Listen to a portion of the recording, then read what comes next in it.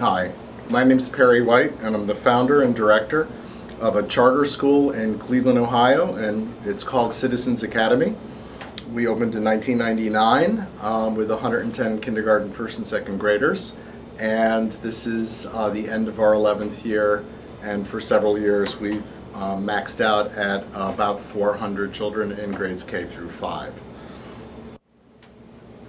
So, what I love is children, and I love learning, and I love social justice. And at some point over these years, having started the school, I realized it's because of those passions that I do what I do. Spent many years of my career as a social worker, mainly child and adolescent therapist for years in Harlem and East Harlem, and saw that children were being robbed of a shot at the American dream. And we're ending up very frustrated and angry and getting in trouble and getting pregnant. And that as a therapist, there was not a lot I can do about that, and made up my mind that I wanted to, in some way, get involved with improving urban education. Did a lot of consulting and found working as a consultant in a couple of school districts pretty futile, and took advantage of the opportunity to start a school, and started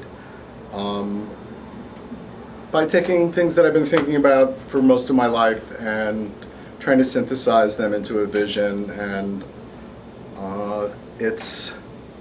we're successful. We love what we do here, and the possibility of doing this for thousands of more children is very powerful. And the continued failure of most schools in Cleveland and Akron and Dayton and every other city pretty much in this country disturbs me deeply. And the fact that to make it in this society you have to be pretty highly educated nowadays, and that by virtue of one zip code one can be in such a wealthy country that purports to give everybody an equal shot, be robbed at any shot, I find infuriating. What do I want people to know?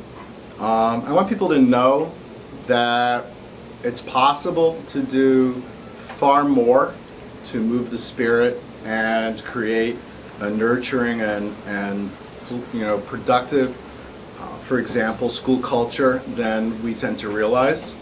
I want people to think about why are we here and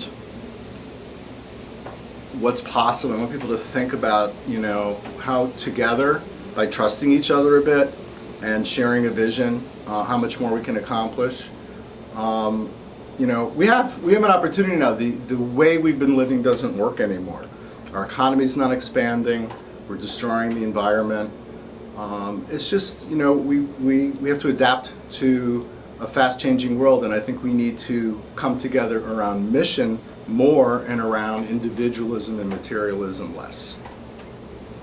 Well, I don't think usually in terms of what I want people to feel, but, now that you've asked the question, I would say I want people to feel really angry that their so-called leaders and others are really busy fighting over the crumbs here in Cleveland, and we should be really angry about the lack of idealism and the lack of sacrifice for children and for the future.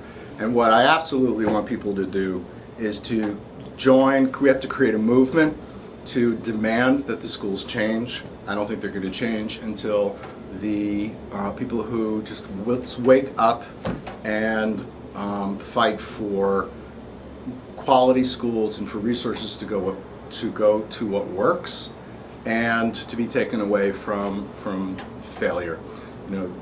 We can change the schools. We know what works. Schools like Citizens Academy and E-Prep and Intergenerational and many others. There are hundreds of models now in the country where children are learning and succeeding just as much as at really good suburban schools.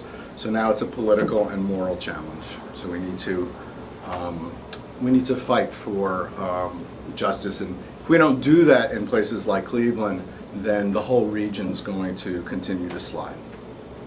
For the future, we need to build on what is working, and we need to link together across sectors and dimensions what's working we live together, so everything that happens, no matter how discreetly organized, fundamentally is interrelated. So we either take advantage of the interrelatedness, or we waste our energies in our silos. So what I see for the future is organizing the most effective schools and social service agencies and others, people working with adults, people working on neighborhood development, and creating an integrated vision, for example, of pathways to adulthood from early childhood right through graduating from college, that everybody shares a mission and shares a passion to see every child